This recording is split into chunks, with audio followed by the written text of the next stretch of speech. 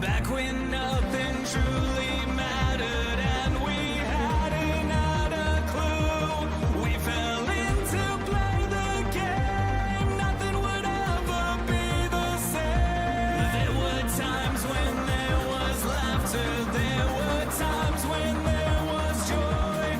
But they took it all away for the pleasure in our pain.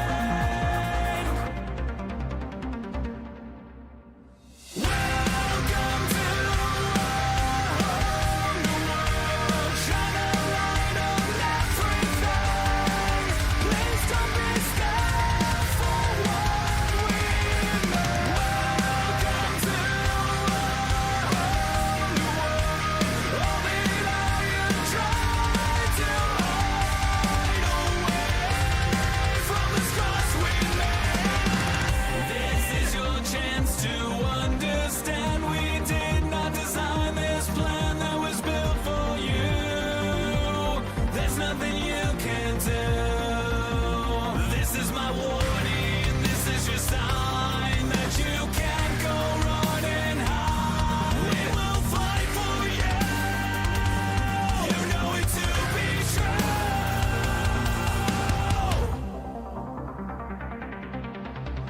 Welcome to our whole world. Shine a light on everything.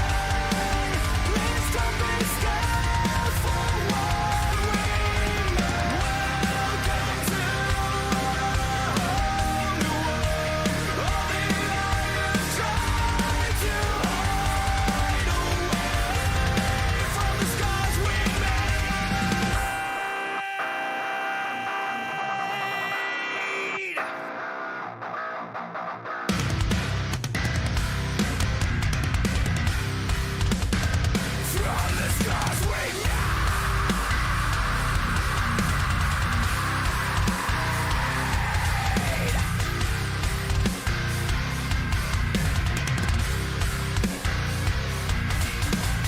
Welcome to our new world. Shine a light on everything.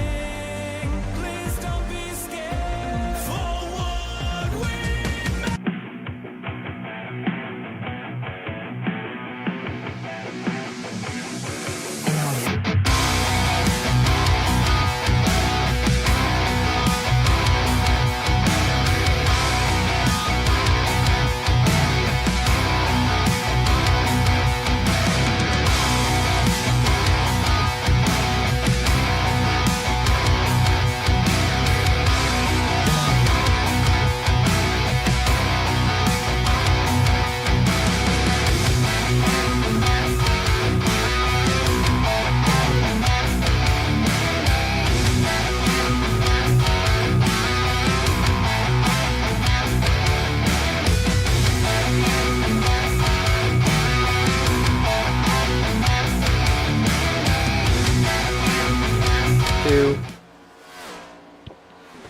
And welcome everyone back to Nerd TV for another RSR Next Generation Cup Series race, live from the simulated Darlington Raceway. We're going to go 145 laps or 197.2 miles. No one's counting, by the way. For the Space Panda, 268 degrees in the air, 100% humidity, which you can kind of see that in the sky. It is a very foggy night overcasting this track, and it is going to be some dark camera angles. You see that? Look at that turn 2. You can't even tell it's there. So that'll kind of play a factor in visibility on the track and also the visibility in our cameras a little bit. So we'll work through that where we can. And 16-mile-an-hour winds. So it's nighttime. It's foggy. It's windy. At least it's cool. 72 on the track temp. So that's something that the drivers got going for them here tonight. And we're going to call the action here between myself and Dustin. I am Jeremy Stanley, a.k.a. Jay Swifty on the interwebs. And to our right-hand side, Dustin Logston, a.k.a. Ballistic. What's up, man? Ready to call a race here at Darlington. We were just talking about this, building up to the pre-race show here presented by Martin Sports. This track here always poses some amazing action. I love Darlington. I love the atmosphere of it. I love the nostalgia of it. and the throwback. You know, we always come here and expect throwback schemes. And Jeremy, these drivers tonight are not disappointing. They showed up in full force with the throwback. Even some teams actually getting involved in it. And kind of going back and forth with some of the throwback aspects of it. You know, one of those being the '88 of Tony Ludi was one of those. He's out there rocking the Junior Mountain Dew throwback, and then his nerd esports teammate Jeff Chandler is rocking the Dale Jr. opposite one, the National Guard throwback. So I love the throwback aspect here, and it's going to be a good show tonight, man.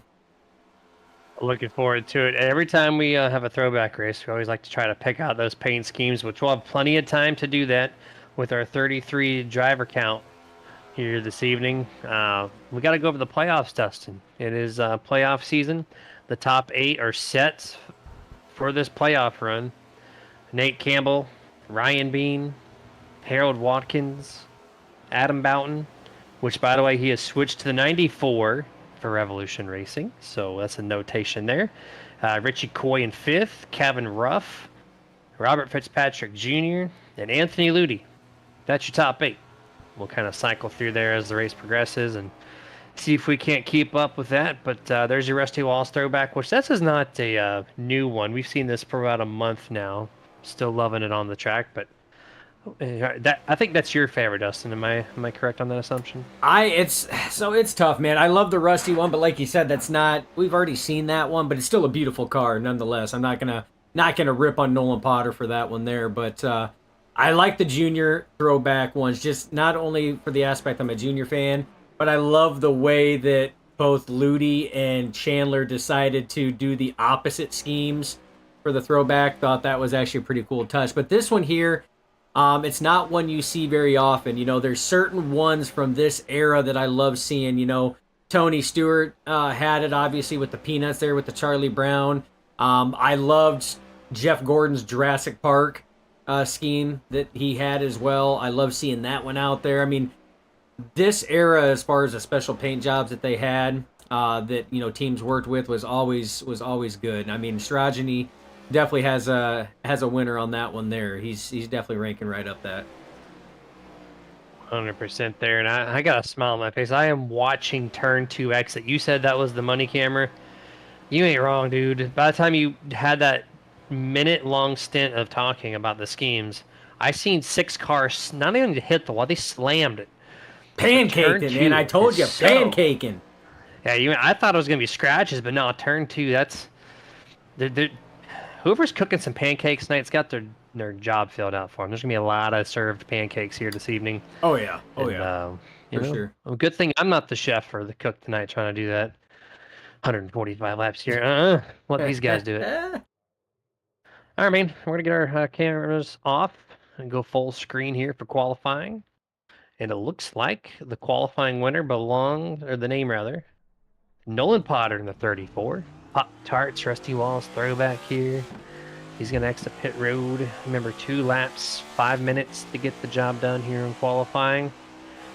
You've seen him run practice a couple times this year. And let's see what Nolan has with this Toyota Camry.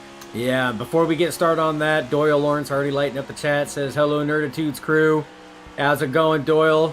Says, hello, Jeremy and Dustin. Wanted to give us a little bit more insight. Obviously, we know that Doyle is the one that paints all of Jeff Chandler's cars and has for a very long time now.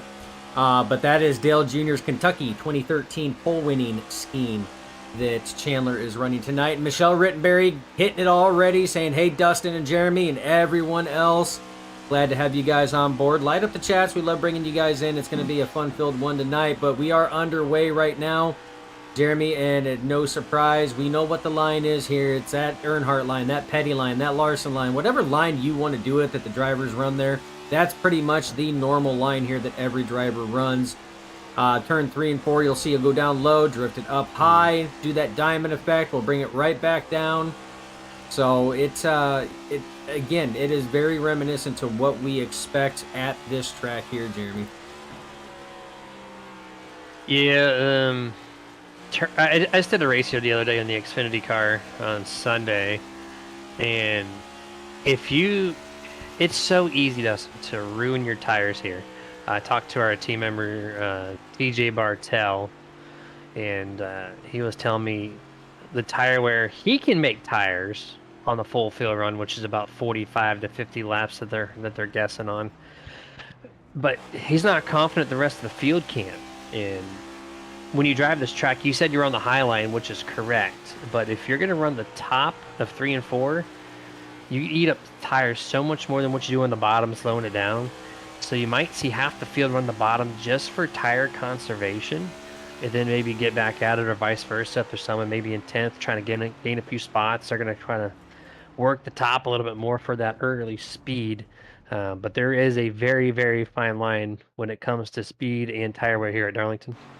Oh, there really is. I mean, tire management is going to be key on that. It's very easy to heat these tires up at this track, and it's not something you want to do because if you heat these tires up, it is going to get so greasy and so slick that these drivers are going to have a hard time. And that's not something you want on here. I mean, the racing groove you have through the corner, you have just enough to go too wide there. And it's not a comfortable too wide either because these cars will drift up naturally with the natural line of this track here. And you definitely don't want those tires heated up and greased up like that because that's when you're going to start doing some door banging and it never ends well because this track here, like I said, you have enough room there for 2 cars, and if those 2 cars door bang and the wreck starts, this track gets clogged and blocked big time, really fast. Yeah, 100% there. And I know it's not in the chats on YouTube, but shout out to Brandon Gagnon. He came to my personal Discord private message and said, "Glad to have you back." So I just wanted to get that shout out because you guys can't see it. Appreciate that. Taking your time to message me during late practice time. Say that. And we're on 57, Brian Fine, his Ford Mustang here. And there's the line I'm talking about, the bottom lane. That's going to be where half the field's going to run. It's not the fastest, I would say, on a race stint, but it's the best on tires. But for some reason, Brian Fine is finding speed down there. He chooses as his qualifying time, jumps him up to 10th place, 28.95. Dustin, what's kind of weird on the board right here, the 51 Zach Wilson, he practiced at a 28.777, qualifies with a 28.777. Not good enough in practice, but right now P1 in the final half minute here in qualifying. Yeah, and it's very, very rare to actually have your practice time, and that's the time you lay down in qualifying as well. But Jeremy, very close times. I mean, you take a look. I mean, Wilson's leading the way right now with the .77. You got Nolan Potter and Harold Watkins right now tied at a 28.82. Had to go to the 3rd decimal point. Ruff in there comfortably in the top 5. You look at your 6th and 7th. That's Hendry and Coy. .90 apiece. Had to go to the 3rd decimal point. Kane Lee is 1/100th behind those two. So very, very tight qualifying. I mean, you take a look at 10th and 11th. Had to sit here and go to the 3rd decimal point as well. So, Jeremy, it's going to be some very close racing. And it's exactly what we would expect from this track here. The Lady in Black. Lady in Black, the skies are black. Everything is just nice and dark here to set the mood. And we had a late entry in qualifying. Dwayne Furtick finds his way on the grid, I do believe. So it should be a 34 car entry if everyone does decide to grid up for 145 laps for the Space Panda 200. And here's the starting order for tonight's race. Zach Wilson does hold on. P1, Nolan Potter, 2nd place. Row 2, Harold Watkins in 3rd, Kevin Ruff in 4th. Row 3, you'll find Nathan Campbell in 5th, Justin Hendry in 6th. Row 4, Richie Coy in 7th, Kane Lee in 8th. Row number 5 will be Timothy Watson in 9th, which I got beef with him for a second. We'll talk about it after. 10th place, Brian Fine in the 57. Row 6, Adam Boughton in 11th, TJ Bartell in 12th. 13th place in row 7 is Ryan Bean, Jack Simpson in 14th. Row 8, Zach Strenthal in 15th, 16th place, Tony Ludi. Row number 9, you'll find Dalton Wicker in 17th. Jonathan Cogswell, new entry here to RSR. He qualified 18th.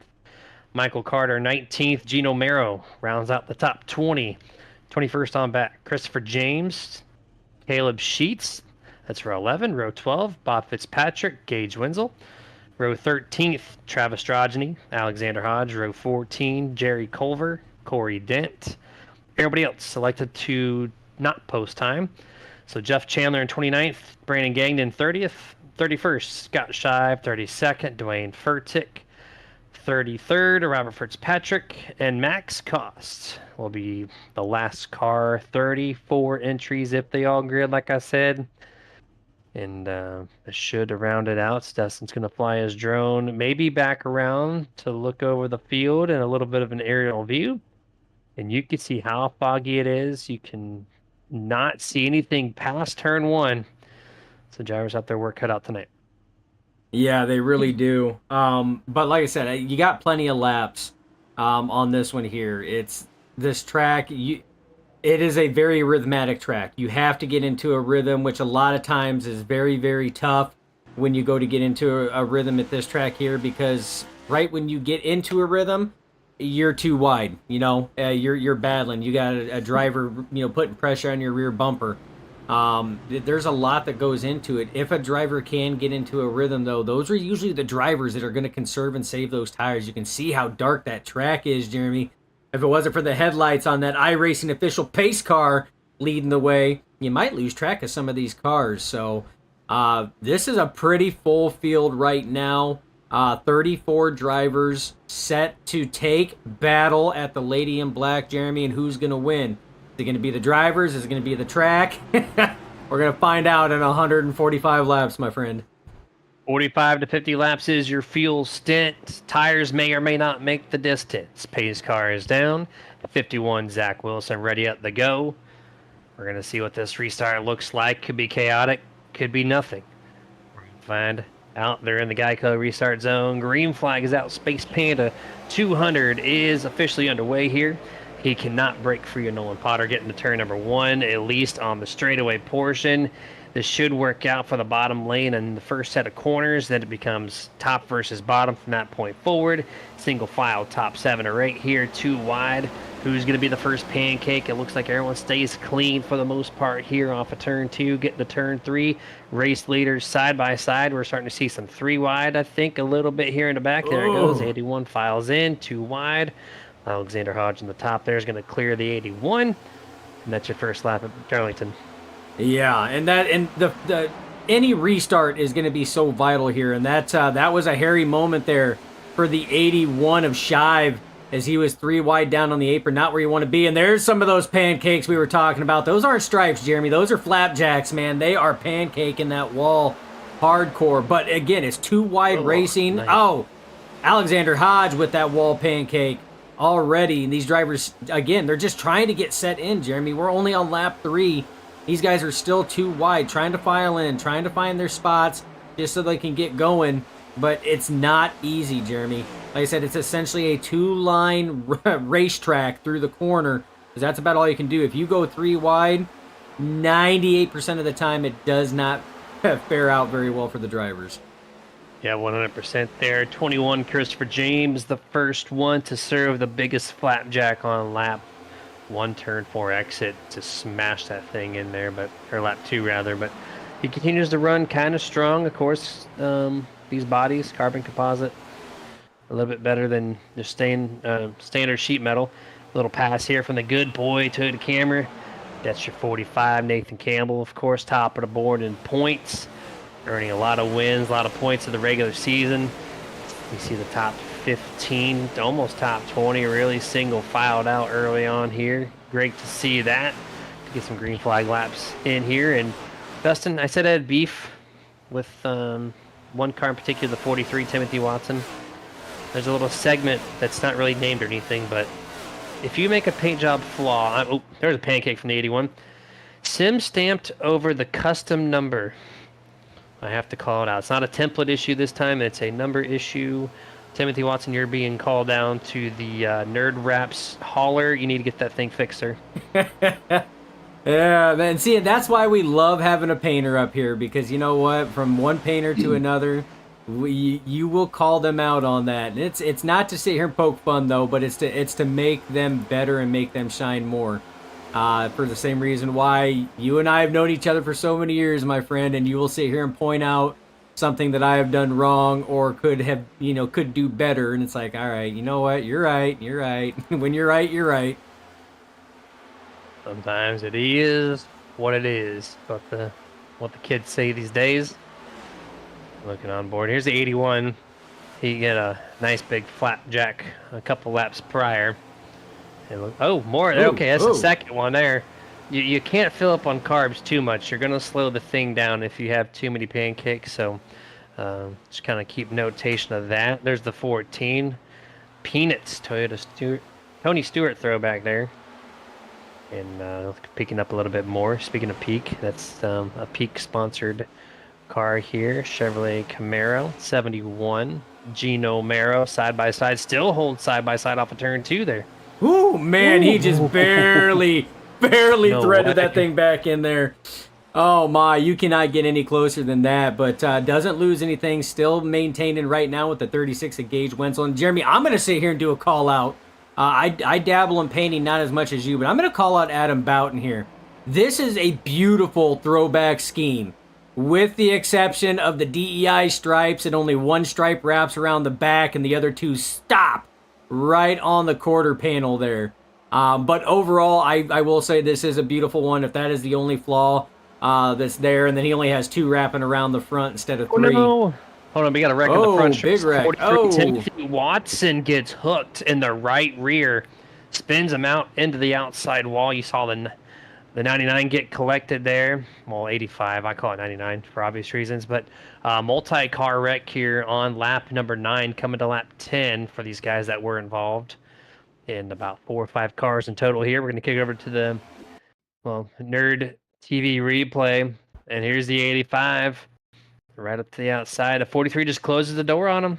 Didn't expect the 85 to be a lane off the wall. Can't Found do that. something on the outside. Yep. Yeah, you just... Here. And this is what I'm talking about. The whole track just starts getting clogged, and drivers have nowhere to go. Looks like that's Jack Simpson in the 24, gets a piece of it. Oh, TJ Bartell misses the 85 of Hendry. Does he miss the 24? He sure does. He takes that evacuation route down below. But it happens that fast, Jeremy, that drivers they do not have a place to go. Everything just gets completely clogged up, and there's nothing that you can do, besides try to take evasive action. Man, the 85 of Hendry just got airlifted on that one. Good golly. I'm going to say my onboard driver should be Zach Strenfenall on the 2, if you can get an angle of that after this angle here off the turn 4 exit. You see the bumpers flying, cars up in the air, the 85. Hendry gets the worst of that exchange, even though the 43 has a lot of nose damage. But yeah, if you can get on at least the camera of the helmet from the Oakley visor, or there you go, the roof camera here. We're going to not look at the wreck. There we go. Just flying through the debris, makes a quick evasive maneuver all the way down to the very infield part of the track. And great heads up there by Zach. Oh, that was too. I mean, and it's drivers have a split second. I mean, we cannot stress that enough. You do not have a lot of time to make a decision. Sometimes your decisions are going to be the right ones. TJ Bartell's, Zach Strenthal, they made the right decisions on that, to make evasive maneuvers, and then all the drivers behind him did as well because they elected to follow those drivers and they got through it. Sometimes it doesn't pan out very well. The 24 Jack Simpson, he had that split second, and he took just a fraction of a second too long and got pulled into it. So it's an unfortunate thing when it comes to that. But I mean, this is what racing is. It's driving skill, it's car control, it is equipment management, and it's reaction time. And speaking of reaction time, I think Doyle Lawrence, if you keep calling out paint flaws, he's going to lower his reaction time with another Sbarro beer. So, well, let's make it a good night for him then. All right, let's do this, man. We got you, Doyle. We got you. You got a third offender out there? If you decide to find one, let me know. We'll put him on the camera. But I'm going to take this time as well to shout out the series sponsor, BestOne Tire and Service.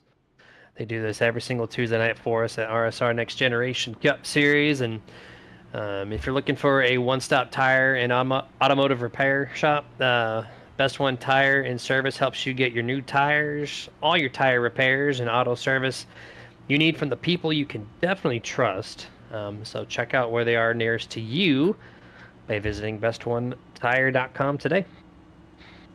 Yeah, definitely a trusted sponsor for that 99. Has been on board that 99 for quite some time now, and has been a trusted series sponsor for the RSR League over here for the last 2 seasons now. So we are thrilled to still have them on board and support the entire Best One family. You see the pace car lights are off. Signals 1 to go. We went technically caution on lap 10, and we're going to resume on lap 15. So it looks like the cautions will be a 5 lappers every single time. Speaking of family, Oh, yeah. Speaking of family, about that. we all want to congratulate you, my nerd, on the arrival of your beautiful baby girl the other day. That's why you weren't here last Tuesday. Definitely a long one, but she is a beautiful, precious gift there, and congratulations to you, your wife, and the rest of your family, my guy. Man, I thank you for that. 2 and done here, so it's going to be a family of 4. Excited to have baby Michaela on board with our family. Appreciate you for giving that call out. It's been lots of fun seeing the 3.5-year-old interact with her, but We're all about family, man. You know that. Absolutely. Talk about them all the time, and it'll never end, and that's a good problem. But the problem here is it continues to get darker on the track. Doyle Lawrence does not like the fog. He does not care for it one bit. But here we are with 51 to Zach with a great, and I mean Huge great launch. restart. Wow. Like he just pressed the nitrous button, and Vin Diesel's setting off into the sunset here in turn 1 and 2. Speaking of somebody who likes family. Love it. I didn't tie that in there, but somehow you did. That was great. Oh, love it. So what I did like, though, was Zach Wilson elected to start on the high side that time there, which is, that's a good move. You're going to see drivers elect to do that from time to time tonight as well. That high side run, Jeremy, if you can get the timing right, it's going to be killer off turn 2. Oh, man, Gino Morrow almost getting up into, the 10 of Caleb Sheets. Woo! Zach Strenthal also pancakes it off turn 2, so a couple of moments that people had on this lap on lap 16. I see on the chats here, Doyle and Michelle saying congratulations to myself. Thank you very much. And then also Blend, that's the guy's name, is Blend on the chat saying, is there a Discord link to apply for the series? Well, there is. There is indeed. So we'll have to get you the details here, maybe during our first caution break. But headed back at it here. There's a 17, the 21. There's Christopher James on the inside. Oh, I seen that one coming. Yeah, well, that was a low, shallow entry into that corner. And I had a feeling he was going to drift up into it. And we're going to see that a lot, Jeremy. These cars are going to get beat up. That right side is going to get a lot of damage. It's going to get beat up pretty good. Oh, man, we got some good racing right here. That's between the 94 of Boughton and the 36 of Wenzel. Boughton gets into the wall there. Not a pancake. That's one of those Darlington stripes. That was just a little scratchy scratch.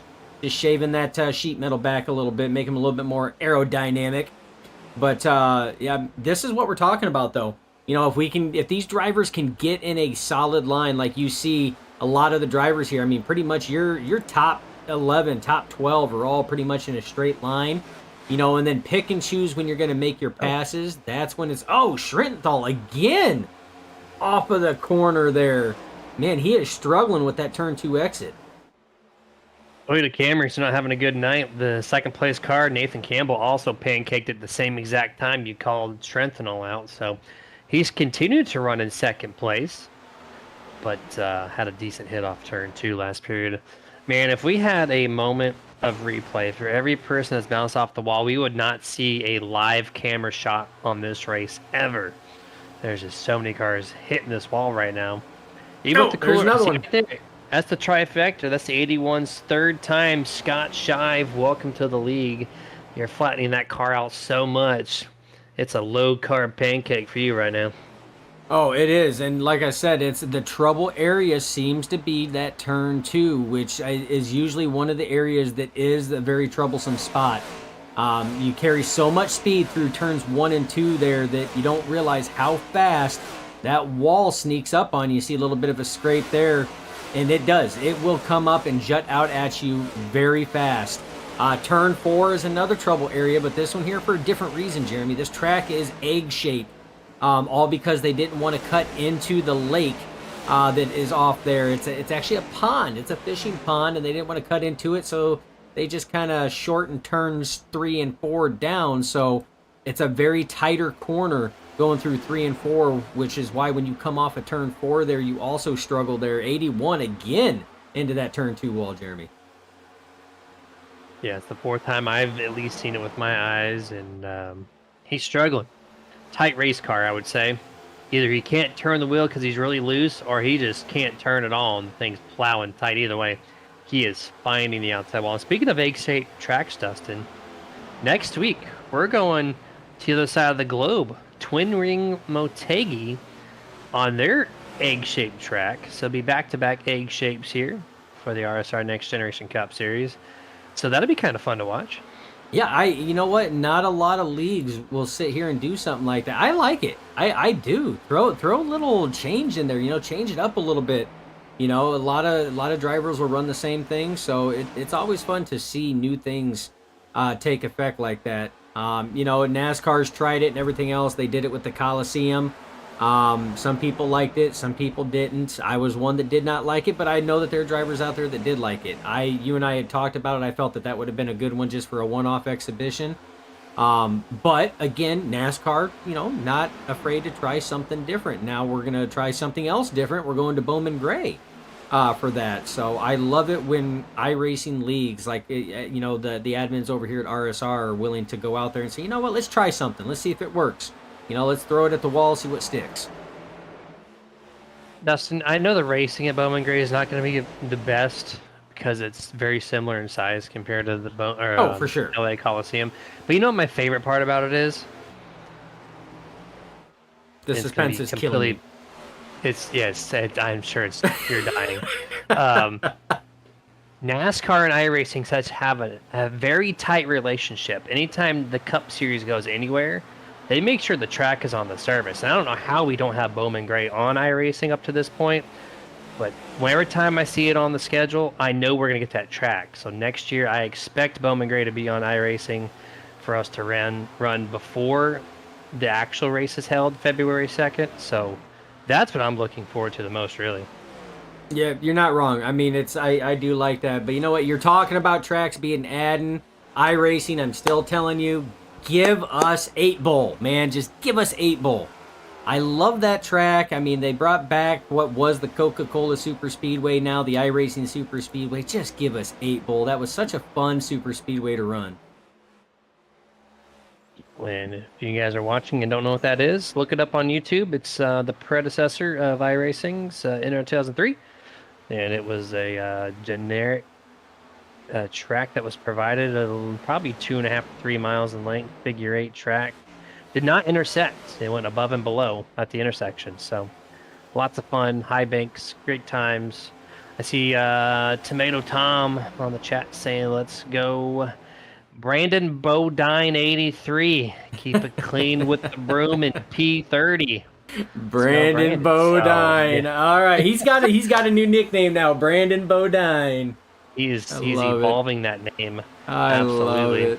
Oh man, good stuff. 91 Kane Lee, he just pancaked off a turn 2, which by the way, we talked about that in the pre-race too. I think for the under the lights situation, my favorite scheme right now is that 91 of Kane Lee. I know it's a simple scheme, but the white with the semi-chrome teal, it's just a very, very strong combination of colors for a nighttime race. Yeah, and that's one thing too, when you have to design paint schemes to the, date and time that you are running. Ooh, Brian Fine slaps the wall there in between the corner. But, certain ones, night races, white and bright colors are usually the way to go because they are just going to pop in the dark, backlit areas in the ambient environment. If you sit here and do dark colors like Brian Fine, if you look at that, you lose a lot of that detail in that because it's already dark out and a majority of his car is dark. You got a good race here though. Speaking of Kane Lee, Zach Schrintenthal has been trying to move forward here. Kane Lee leaves that door open. Looks like TJ Bartel's going to try to follow through as well. This is your battle for 10th. So right now, Kane Lee holds 10th. Bartel trying to get it, and Wenzel right there as well. So this is one of your pivotal battle spots that we always talk about, Jeremy. We always talk about your podium, your top 3. We always talk about 5th place. We always talk about 10th place because those are stat spots, as we call them. Turn 1 is so hard to pass on the bottom, so props to the number 2 strengthen on make the pass over Kane Lee right there. He had the inside, and you feel like you're so pinched down and throttled when you get to turn 1 entry because it's a sharp entry into a sweeping corner. And it rarely works out for the person on the bottom on the iRacing service. You can't go, oh, well, there's another huge pancake that I saw on my end from the 91. But as you're riding on board with Kevin Ruff, he's going to be, well, a little throttled here by Nolan Potter, which that back end of the 34 has seen much better days. And, yeah, but that turn 1, it's kind of a sharp entrance. You can't run really down on the flat like you can in the real world. So you're kind of stuck to the 2.5 car lengths that you have to work with. And it's just so much more beneficial to the car on the outside. Be looking on the backside here, and Dustin, these guys for the most part just continue to be single file, except for Richie Coy who's taking a look. Yeah, Richie Coy's been working on Kevin Ruff there. Kevin's kind of getting throttled by the 34 Nolan Potter. You see that run he gets out of there. It's just one of those stack ups. It's Kevin Ruff cannot go anywhere. He doesn't want to run over Nolan Potter, but at the same time, Richie Coy's wanting to go as well. So, I mean, it's tough. This track is probably one of the toughest tracks to pass at, hands down. It may seem like it's easy, but, I mean, really it's not. Because a driver can sit here and clog up both lanes with minimal effort and not even trying. The drivers may not be trying to block or anything else. That's just naturally where the cars go. So, I mean, you have to time your run perfectly, and right now Kevin Ruff is struggling with that one, trying to time that run, because anytime he gets it, but that pancake there's going to slow it down. Richie Coy goes way to the inside. That's going to sit here and stuff Ruff. Hey, stuff Ruff. Hey, to that top side. Oh, there you go. Stuffing Ruff in it. And speaking of which, the 10 really struggling at the bottom of TJ Bartel. He gets pushed back 2 positions between Gage Wenzel and TJ himself. So that the Nike car there goes back quite a bit, 2 spots and then plus some ground there. And Dustin, we're 20 laps into this stint from the restart that happened on lap 15. I see Justin Kleinschmidt saying, "Let's go, Corey." Doyle agrees with Kane Lee's paint scheme, and Michelle saying she is ready for Bristol Motor Speedway. It's her favorite track, only because she has watched these guys through our broadcast for the past few times they've attended at Bristol, and it has made her a Bristol fan. So she's gonna go watch that race live in person.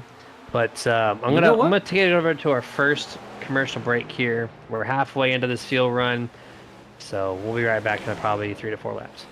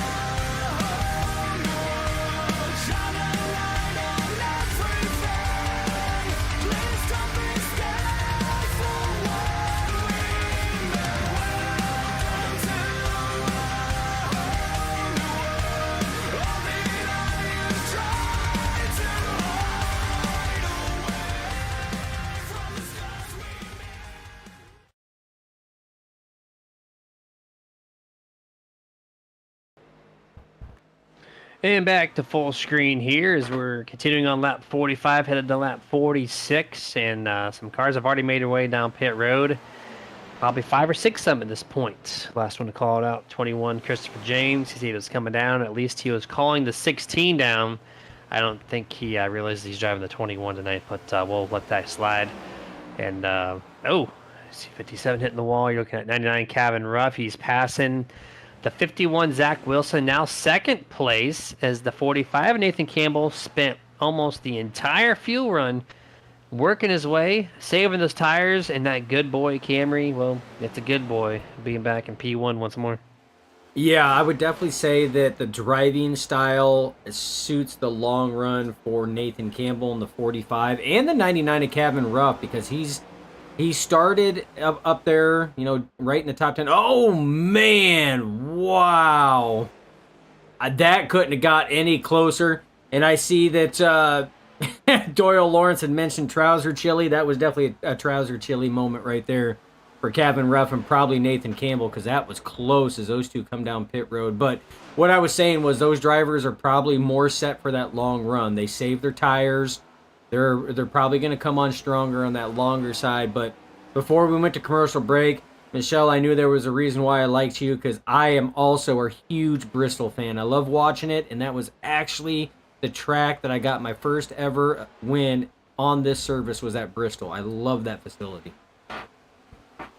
I've been there once before, and actually, so since your first time going, don't wimp out. You want earphones. You want some type of ear protection. It is a 500-mile just loud, or what you do in truck. So 200 miles of just very, very loud, continuing humming.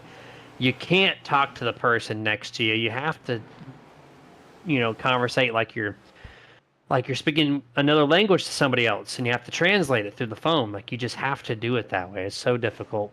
They don't call it Thunderdome for nothing. That's where it got its name. Yeah, absolutely. Here, see way more cars coming down pit road. You said 99 of Kevin Ruff and 45 of Campbell was close. On my end, they hit. It actually pushed in the right rear of the 45. So I don't know if that's going to affect Kevin Ruff's. Oh, 45 almost dumped it, speaking of which. He's a little loose. You see 19, Richie Coy. He's going to give up the top spot on the podium at the or the pylon. You see, there's the 40. Let's see if you can see it. Looks like it on your angle, too. He's a little pushed in on the right rear, right where Kevin Ruff left his mark. If you see it, it is affected, not on the spoiler, but the back bumper. Oh, yeah. So, I mean, there was definitely contact that was there.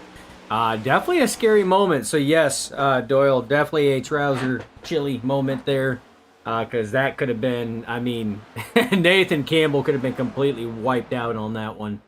But, the pit road entry on this, some drivers like Nathan will wait till the last second to come down. Some will take a more conservative approach, and they will come down and actually enter there going into turn 3 and just ride the apron around. That sometimes is not a bad call. You're going to lose some time on pit road doing it that way, but you got to look at the flip side. You don't risk destroying your car because the driver behind you doesn't know that you're pitting. And that you take such a late entry on that. So it's a give and take on that one. You risk it every time. You got to make sure that the risk versus the reward is worth it. And kind of flashback. Remember Chicagoland? I'm usually not good on memory, but I think it was Chicago, right? Where Kevin Ruff did the same thing. He hit the back of the 15 at the time. And retaliation happened, of course. And now you're not going to see that from Nathan Campbell. It didn't affect him as much. He's got some damage, but he's still out there running strong laps. And so that's the second time Kevin Ruff has come across that last second pit situation. This time it did not go the way the first time did. But it looks like the 85 Justin Hendry, his right side. If you can go to here's the 20 TJ Bartel. He's coming down pit road. But the 85 looks like he is pancaked in on the right front. Yeah, and it was another close call. It was nothing that the 99er Ruff could have done at Chicagoland in that situation, but it was definitely a bad call, and just bad sportsmanship on the side of Velocity, the driver of the 15, and that it was unfortunate. Jeremy, that one probably would have went to rough. I mean, it looked like it was going to go caution free the rest of the way, and it did. And the 99er rough had it on strategy, so that's just one of those things, man. You know, shoulda, woulda, coulda type deal. And rough has been trying to battle back ever since. But right now, I mean, we still got pit stops that are still cycling through. Right now, Brandon Gagnon slotted as your race leader, up 29 spots from his starting spot. But he's not the biggest mover as it sits right now. Right now, it was Max Cost, who just entered pit road, up 30 spots from his starting position, and Robert Fitzpatrick Sr. up 30 spots from his starting position. Those are your biggest movers as it sits right now. But right now, Brandon Gagnon and Michael Carter staying out. Working lap 57 of 145, Jeremy. Timothy Watson pulled down on the back straightaway, not pit road, to exit his vehicle. So little Josh Williams style exit to the race. Timothy Watson, 43. DNF here for the Space Panda 200. I'm just going to park that and leave that right there. Just go park it on the back straightaway, get out of the car, we're done. Michelle Rittenberry also said Chicago's poop for Kevin, and so she agrees. And she's been to Indianapolis and Bristol a couple times now, it looks like, or it will be her second time. So a couple tracks underneath her belt. I see, is it Kelso Pauline? Team Denk and Wicker. Let's see some Ricky Bobby stuff from Denk and Wicker. A little shake and bake. Yeah, that's Tiny Toes. That's Tiny Toes. Wicker. And then Denk is Corey Denk in the number 7, the other Tiny Toes. So 2 Tiny Toes out there tonight. Got to tiptoe those Tiny Toes around Darlington. Gets very, very tricky on the long run. Your car gets very tight or it gets very loose. It does. And right now, Jeremy, we're kind of seeing this because we got some drivers that still have to pit. So we got that mix of drivers on fresh tires and drivers on old tires. And typically that does not bode very well for, you know, the minimal driving space that you guys have in the corners here and the drivers have. But if you look at the iRacing iFlag track map, green flag pit stops, Jeremy, look at this track. It is 100% covered with cars. There's cars everywhere in this entire thing. As you see right now, we're on board and following Jerry Culver, driver who almost had it last week. Did a fantastic job. You've seen he did that conservative approach to stay out of the way on that, and you're going to see different drivers do different things all race long, but that 83 is still electing to stay out there, Jeremy. Yeah, it almost feels like he's trying to extend it way longer, which I know, talking to TJ Martell, who's been on Nerdy Sports for a little bit, said he can make it on tires for the full fuel stint. Some others pitted way beforehand. It looks like Brandon's one of those guys that thinks he can run the distance, but you have to go slower to manage it. 49 laps. Their window was 49 or 45 to 50. So if that tells you anything, he's going to be coming down real soon. Michael Carter in the 8, he's flagging everybody saying, hey, I'm coming down this time. So at least 1 or 2 more pit stops. That's 8 in second place. So it's really just going to leave just a couple guys left, including the fast guy on the track, 83. There's the number 8. He's heading down pit road right now. Yeah, and Brandon Gagnon right now, he's got 50 laps so far since his last visit to his simulated crew. Looks like he might be coming down this time, or is he yielding to the 31? Looks like he might just be yielding to the 31. He's still staying out, Jeremy, so he's clocking laps right now, trying what he can. Oh, man, heavy impact there. That's the 21 behind him. He slams that wall as well. But, I mean, Brandon's doing the right thing. He knows he's on older tires. He's not pressuring it or anything else. He sits here and gives the lane, gets out of the way when he can. I don't know. It's too early to tell right now, working lap 63, soon to be 64 of 145, on if this strategy is going to pay off or not. Yeah, going to go maybe one last stop, and everybody else, that kind of feels like an F1 race, staying out on the hards, or going to go to the medium and soft and try to do the 2-stop kind of thing. Lap 64 right now out of 145, so getting closer and closer to the halfway mark, which is roughly in 10 laps. It's Kevin roughly in 10 laps. Oh, 3 wide. Good boy. Looking like a strong boy here up the middle. clears them both. Strong move there from the 45. Yeah, that was, and that was a pass for second place on that one there. And like I said, I mean, 3 wide typically doesn't work, but I mean, if you can sit here and make it, oh, that's why the 10 of Sheets got into the wall and it slowed Sheets and the 80 down. That's the 80 of Cogswell. And Nathan Campbell said, you know what, I'm just going to split the gap here, boys, and we'll see you guys later. And he just went off and around. Just like that, setting sail there on those fresh 4 virtual Goodyears. And here Side comes by your leader. side. There it is. Brandon Gagnon, 83, finally comes down on lap 65. Going to rotate the 45. Nathan Campbell back to the race lead. Caleb Sheets has not come down pit road yet. He's second place at the moment in the number 10. Zach Wilson, who is also pitted. He has been primarily your race leader between him and the 45. And 1.2 seconds is the gap between those two drivers. Yeah, and right now Zach Wilson being held up big time by the 10. He can't get around him here. He's faster than him in the corners because the 10 has to slow up so much on the older tires.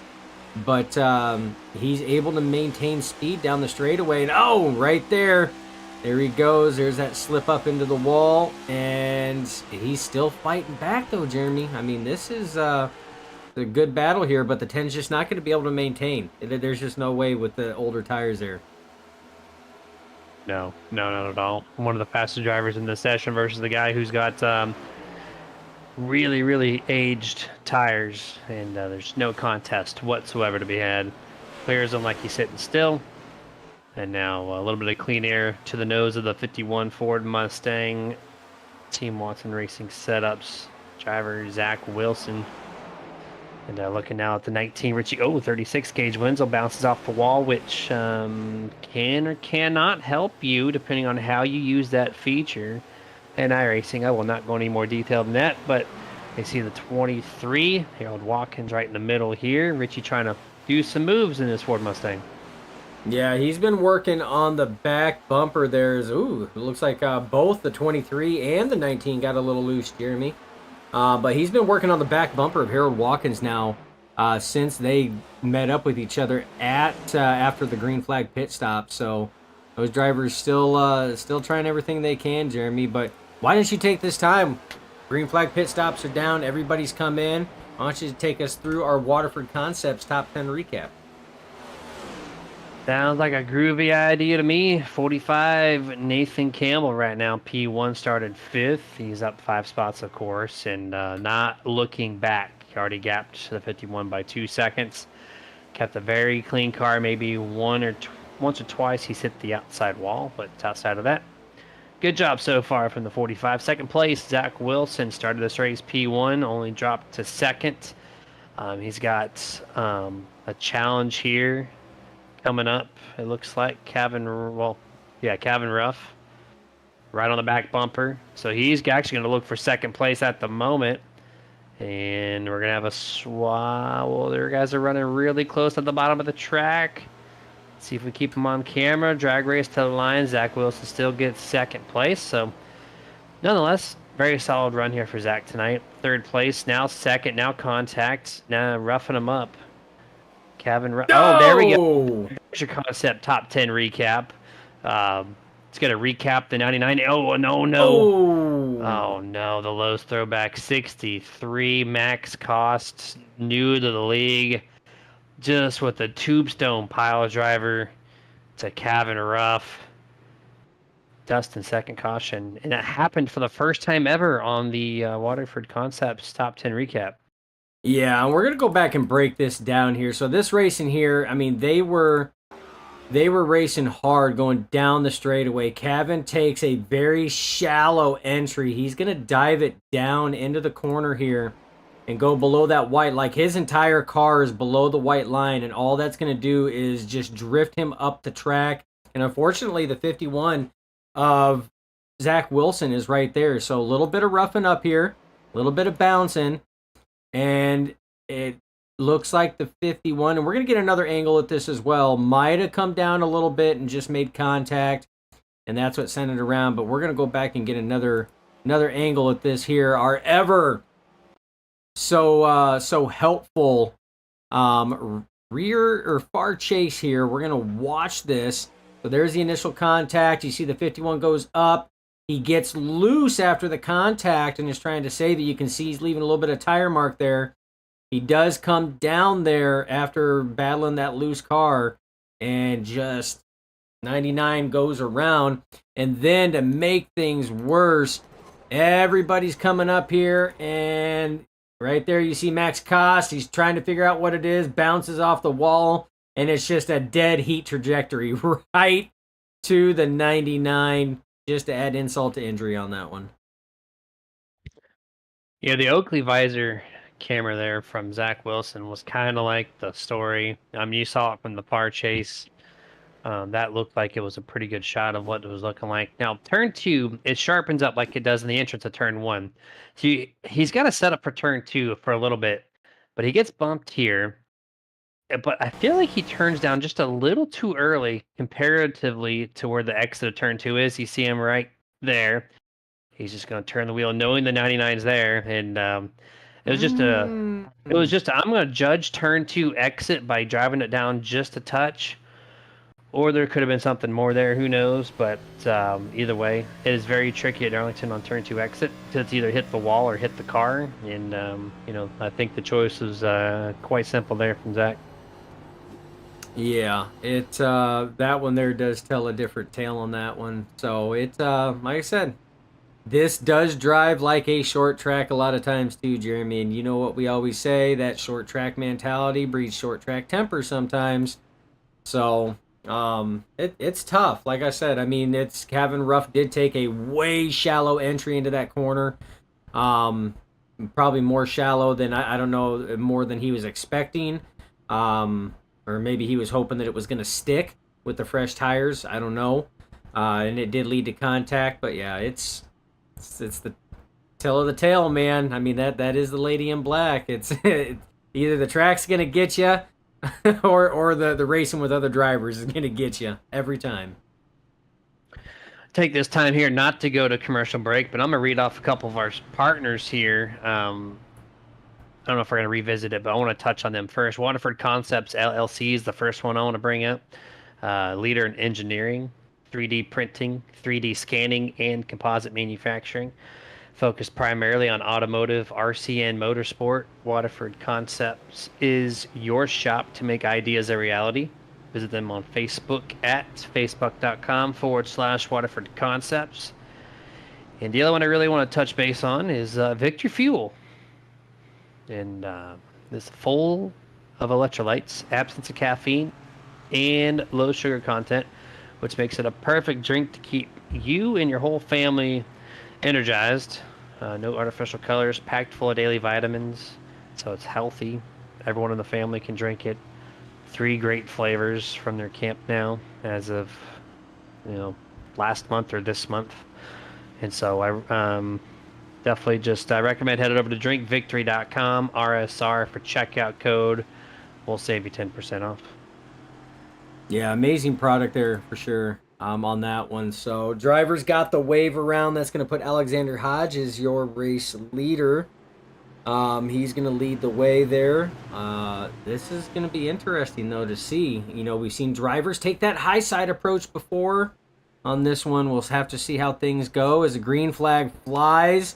Good start by the 11 there, and it looks like that high side may pay off. He does clear the 45, and it's a 1-2, and then it's side by side. You've got Sheets on the top side. You've got Watkins on the bottom side, and it's 2 by 2 by 2 by 2 all the way back. Jeremy Gino Morrow.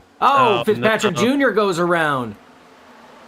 Caution is out for the 3rd time, presented by Boomer Button Boxes. Christopher James not happy on the radio. And 88 Tony Ludi cannot steer. His steering is broke. So but we're going to take a look here. 3 to the inside, 21 to the outside. 3 is just walking the dog all the way up the track. Nothing that Bob could do once you're done. Like, he was chasing that thing up the track. 21 Christopher James blindsided with contact there. There's the 81. He gets a little bit of contact. That's Scott Shive. And then Anthony Ludi right Ooh. there, off of 2 wheels. He's going to break his front steering. So 4 cars, heavy damage here. Christopher James, rightfully upset, but he had no idea Bob was tracking that thing halfway around the corner.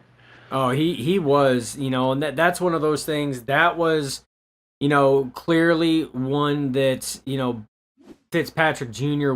He was trying everything he could. We're on board right now. You're going to see it right there already doing it. He's turning. He's got that wheel turned to the left, and it just keeps going to the right. It's not like the last caution where it looked like it was loose and you would expect the driver to be counter steering, but the driver we were on board with was actually turning left down the track. So that one there, I don't know, that was Fitzpatrick Jr. was doing everything he could to keep it off of the 21, knowing that Christopher James was up top. So I think once Christopher James goes back and watches the replay, he's going to understand that, Fitzpatrick Jr. was doing everything he could to try to keep that thing from dooring him and pancaking him into the wall. Yeah, 100% there. Last caution, 51 Zach Wilson was sent to the back of the line for that caution. This one quickly was decided that Bob Fitzpatrick was due, so he'll be at the end of the longest line on the restart if he can get that thing repaired even, because he's got quite a bit of damage to the number 3. And that's the biggest pancake served tonight was to for Christopher James in the 21. And I was kind of surprised, Dustin. Alexander Hodge did not pit, cycled himself back as the race leader momentarily, but he likes to try to get laps here and there by just doing different stuff. And he was able to hold first place for quite some time, actually. I thought the 45 was going to blow his doors off a turn 2, but it took him to 3 and 4 to finally make it happen, and he's going to restart second place. Yeah, now the question is what is Campbell going to do? He's seen the amazing starts that top side has gotten. Is he going to elect to go to that top side? I honestly feel that is probably the best thing, because if you can get that good launch and you can get them cleared going into 1, and that's pivotal, you get them cleared going into 1, you can drive it down the track and run that diamond line, low entry in, up to the wall, back down on corner exit.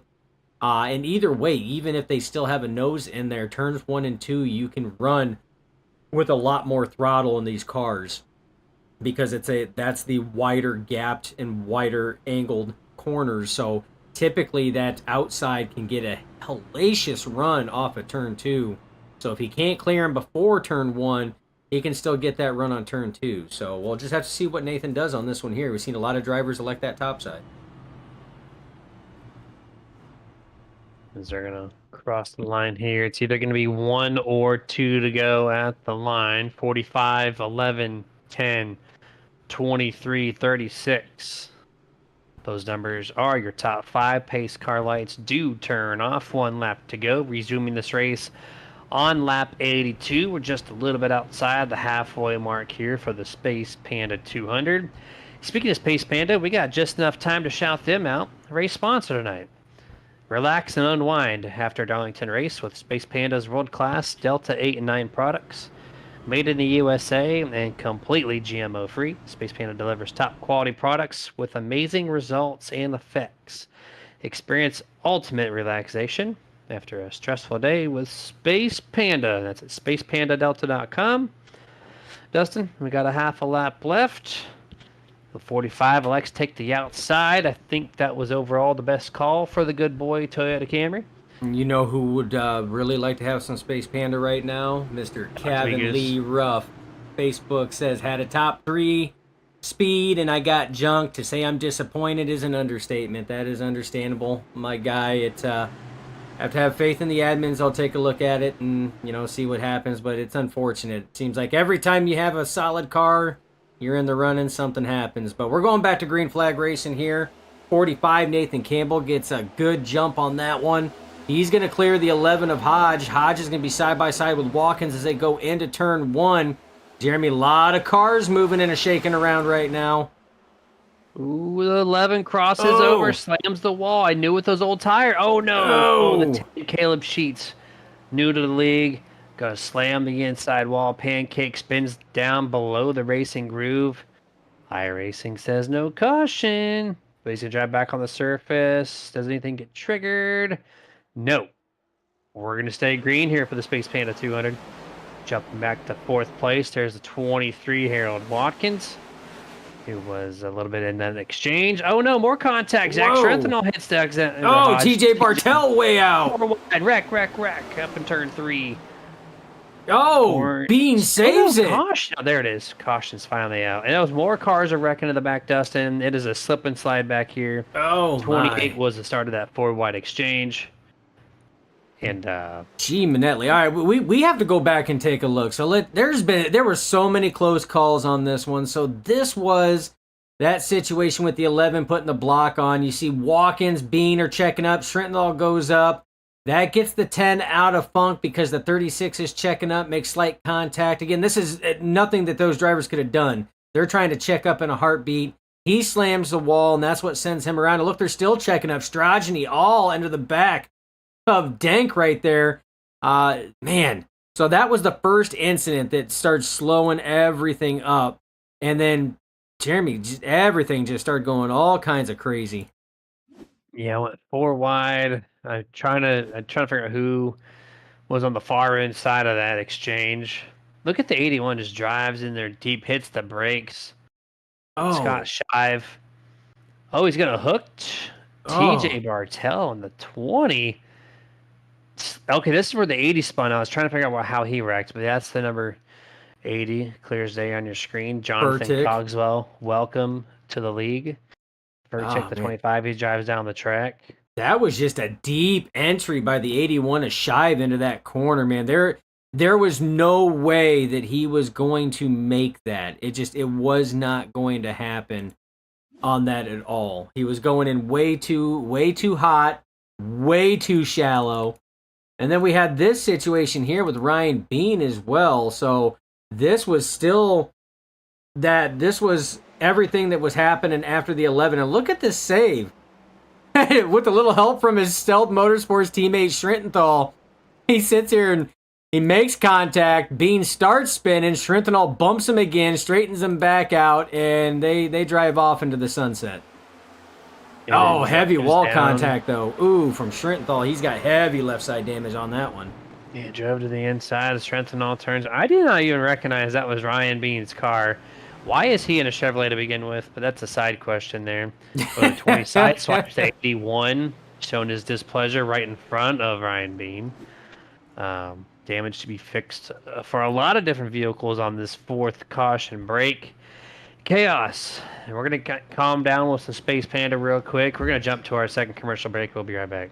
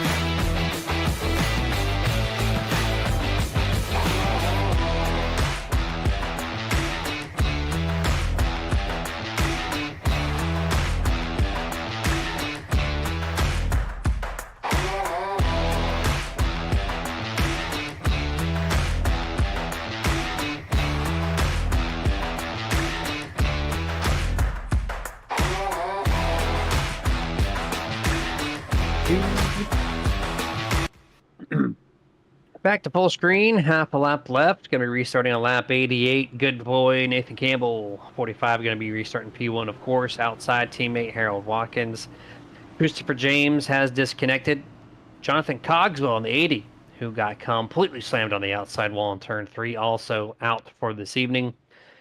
So our DNF count is up to 4 tonight out of the 34 entries. And we're going to see what this restart has entailed. Will it be clean or will it be chaotic like the last one? Green flag's about to fly in the Geico restart zone. There it is. Green flag is out here. The 45 chooses the inside. It's going to work well. It's going to give his teammate the preferred lane on the top and also able to jump 2 in front, 3 or 4 car lengths early. The 36, though, great run on the inside. Will he pinch? The 23 does a little bit. Smoke off the outside wall. It checks him up for 2-3 wide on the back straightaway. Gino Mero drives it in deep. Almost hits the wall. I think he did. But look at the 23. He's backtracked a couple positions now. The 17 there. Dalton Wicker. He's in 3rd place. Potter, rather.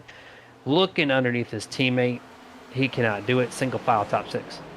Yeah, they finally single file back until you get to the battle between the 51 and the 7. That's Corey Denkin, the 7, Zach Wilson. Oh no! Looks like Hendry's around on the backstretch there. TJ Bartell collected, Michael Carter collected in this one, and we have our 5th Boomer button box caution of the evening. Michael Carter, wicked loose off of turn 2. Gonna bring out the 5th caution from the number 8. Driving down to the Justin Hendry into the 85. The 11, Alexander Hodge, he's going to maybe squeak by. Oh. No, he's going to hit. No, maybe. I think he squeaks by. But you see the hook there, the 85. Oh, there he is. There's the contact.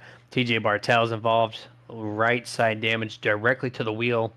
That might be done for the 20s. He gets put to the outside wall even more. You see Ryan Bean. He's going to drive right to the bottom with Adam Boughton in the 94. Dustin, chaos on these last few restarts. Yeah, and that one there was just a loose race car. Looked like the 8 of Michael Carter getting loose, wicked loose off of turn 2 right there, and that was a blind side. The 85 of Hendry had no idea that was even coming. It just came out of nowhere.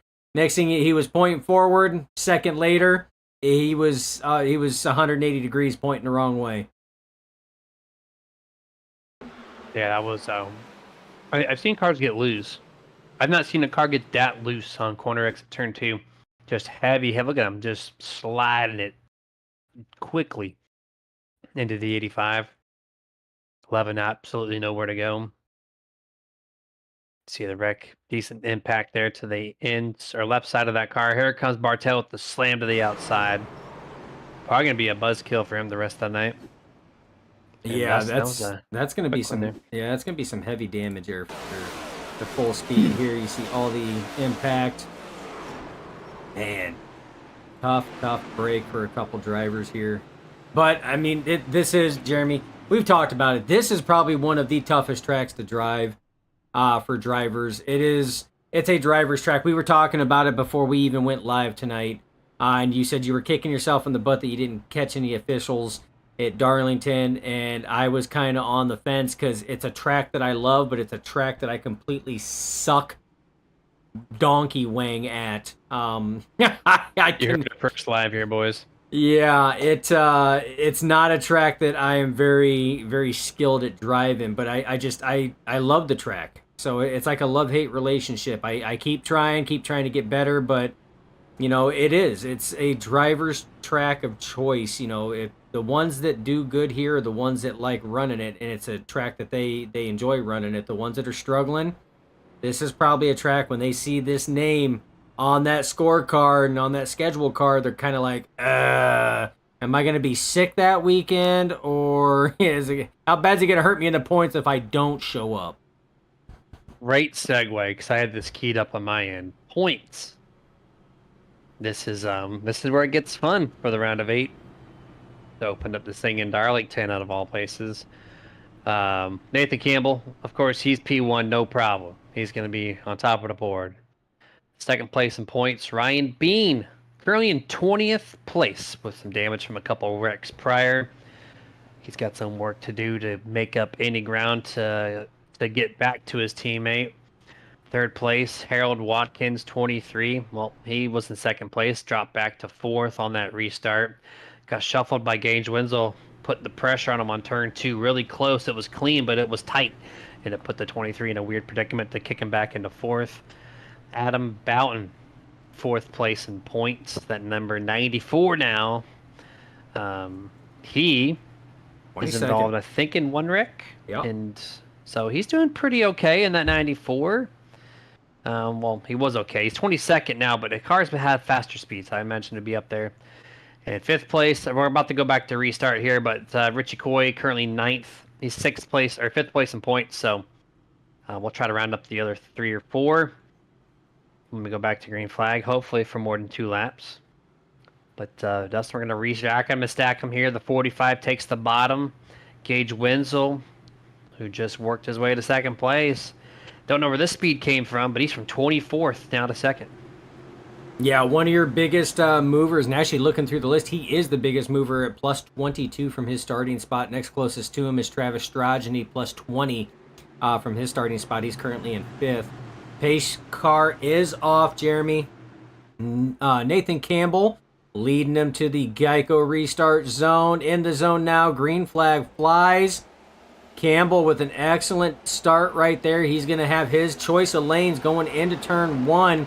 You had Dalton Wicker moves into that P2 slot right now. This is the most speed and the most racy we have seen, that 17. And oh no, Richie Coy hard into the inside. Oh man. Another points driver down and out for the count. It looks like steering is broke on the 19 Victory Fuel. No amount of Victory Fuel is going to save that thing, as we're going to go VHS rewind. Turn 2, cold tires, restart. Maybe help from the 57, I can't tell. But no, I think this thing. yeah, he's gonna pancake it. That was the 71 of Gino Morrow behind him. Was it okay? Yeah, we're gonna go further Gino back. behind, Brian Fine up front. Yeah, let's get a different camera angle here. So we're gonna see what happens. Turn 2. Oh, he might have touched the 57 or just got loose. Either way. Yeah, yep. Quick cut to the left. Yep, I think it might have been just a little bit from the 57 there coming off. Oh, Gino Morrow, we were on board with them wall tags at theirs. He's going to take a look to the inside of the 57, and he's going to try to do a 2-for-1 if he can get to the inside. Dank wall scrapes it there, but that sets him up for a good run coming off the corner. So only a 1 pass there for the 71 of Gino Morrow. Brian Fine, heavy impact there. Gino Morrow did it as well, but he had better speed. Able to pass Brian Fine and down the back straight away, getting to turn 3.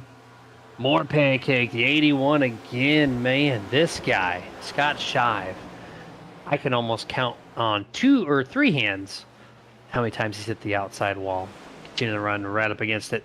Gets the run on Ryan Bean, who's struggling to find speed after some damage.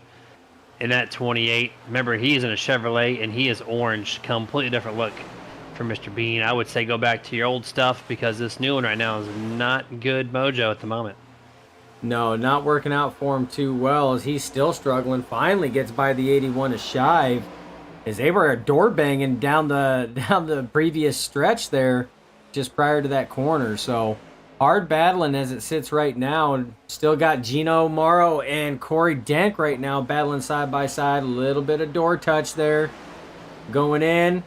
Oh man, that is almost very reminiscent to the Kevin Ruff, Zach Wilson situation. Morrow went way low, drifted up, and made contact, but both drivers come out on the other side of it there. So that was probably reliving memories right there, as Zach Wilson was right behind that as it was taking place. Right now, Dank and Fine side by side as they're going in there. Yeah, 51 front row seat of that action. That kind of thins out at the meantime. Oh, Tiny Toes. Stubbs. Oh, more Caden Lee in the 91. Hard to the outside wall. Got hooked in the right rear. A few cars back. Alexander Hodge was involved with that. 2-car hit. You see the right front damage to the 91. Smashed in quite a bit. And looks like he's not damaged enough to find pit road. As we're going to kind of cycle back through here. And I see Thomas Pope saying, best play-by-play call ever. So appreciate you, Thomas Pope, for that thing. Thanks for chiming in, too. Absolutely. 101 laps in the books here, Dustin. We got 45, now 44 laps to go here for the Space Panda 200. One more pit stop to be had, and then it's, go time from that point. Absolutely. Thomas Pope, definitely talking about you. You are the play-by-play guy, my friend. So I'm lead. but no, I mean, it's when the race in action is as crazy as what it is right now, I mean, it definitely keeps us busy up here. These drivers are definitely giving us every bit of ammunition to talk about. But, I mean, this group right here, Jeremy, this is right around that 10th place right now. So Brian Fine running in that 10th spot. See Corey Dank, Zach Wilson have cleared it. Right now, Brandon Gagnon is putting all kinds of pressure on there. The back bumper of Brian Fine. But, I mean, you can throw... Oh, man, Gino Morrow slow. Oh, contact is made right there. That's going to be Corey Denk on the inside, Morrow on the outside. Wilson is trying to follow Denk through. Side by side is Morrow and Denk as they go down the stretch, off into the corner. And Morrow able to get that high side run and clear. And now Wilson's going to go and clear Denk on the high side as well. See Ryan Bean still side by side here, getting to turn number 1, the trickiest corner to go side by side in. Able to clear Chandler in the 31. Now he's side by side with Chandler's teammate, Brandon Gagnon. So you're going to continue to run down here into the next set of corners. Turn 1. Oh, the 10, Caleb Sheets almost came up and checked Brandon Gagnon. They're going to now be side by side. Clears him. Oh, the 51 gets loose. Actually able to take that momentum down the hill. Get side by side. And he's going to clear Gino Mero into 3. Well, that's a big check up there by Corey Denk going in. He had a hellacious run on the 71 of Morrow, who got slowed up on that run from Zach Wilson and was moved out of his preferred racing line. So Dank really had to check up. But Jeremy, this is all going on back behind our race leader, Nathan Campbell. He is out comfortably right now. And he is in what we had talked about is that rhythm. He's just in a rhythm right now. He doesn't have anybody in front of him. We're going to bring up the iRacing iFlag track map. He's got nobody in front of him. The next cars right now are just entering turn 3 as he is coming out of turn 2. So nothing but clean track, no pressure behind. He's just running rhythm. But these 3 drivers behind him, Wenzel, Wicker, and Watkins, that's a whole lot of alliteration with the W's there. These guys have been duking it out for that P2 slot, though. I think you're looking for a way to get that done. Putting the 3 W's at the www.iknewwhatyouweredoing.com right there. Right. On that one. And, yeah, they're running button to button right here, though. 45 different zip code, of course. Oh, Wenzel trying to give up second place. Tiny Toes driver Dalton Wicker's going to look to the inside, drives it in deep. Slide job. Able to hit the brake enough to slow it down. Gage is going to try to come down. Just cannot get the speed. Great move there by Dalton to pick up second place. That was a good power move, too, because, I mean, both Wenzel and Wicker slapped the wall there. Wicker slightly less than Wenzel, but, I mean, just to be able to power it off that wall to get that run, that was a solid move by the driver of the 17. Yeah, continue to show us our skills, or his skills more and more each week that we call him in. Oh, little moment there of internet blinkage. Don't want that to happen. You're leaking your internet fluid there, sir. Make sure you get that buttoned up. Nolan Potter cleaned up the back bumper after having some damage on there early on. Strong performance back to 5th place. Woo! Here comes Watkins. Oh, I thought he was going to take a look. He's going to dip back to the outside. 45, Nathan Campbell calling pit road. Race leader. The first one to start the pit cycle, Dustin. Yeah, and he's short pitting it. Man. What the world? Wow. That was the block of the century, if I'm guessing. We'll take it back. Maybe take a look. I don't know, but. Oh, we got to go back and take a look at that. That was near fatal. I don't know if it was a block or if he got loose. It was reversed to 34. Yeah, that was started by the 34 going up there trying to get a little side draft to try to parachute him, just packing that air on that left rear quarter. And it backfired as he got just a hair too close. So, but that's going to bring the 36 of Gage Wenzel down pit road. Dalton Wicker is going to take over your race lead comfortably right now as that whole exchange slowed down Harold Watkins and Nolan Potter. And in doing so, caught Zach Wilson and Travis Strogeny up to them. So now what was a 3-car battle down to 2 when Wenzel went to pit road has now grew to a 4-car battle for that P2 spot.